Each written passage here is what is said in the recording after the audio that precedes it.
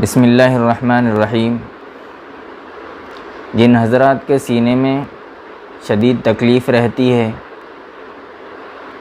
درد رہتا ہے، گھٹن کا احساس ہوتا ہے، سانس لینے میں تکلیف ہوتی ہے، یا بلغم سینے میں جمع ہو جاتا ہے، کھانسی کسی صورت کم نہیں ہوتی اور گھبراہٹ کا شکار رہتے ہیں، دوا سے کوئی افاقہ نہیں ہوتا، تو ایسی صورت میں قرآن مجید کی یہ دو آیات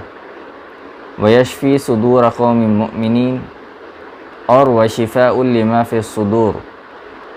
ان دونوں آیتوں کو شہد اور کلونجی پہ دم کر کے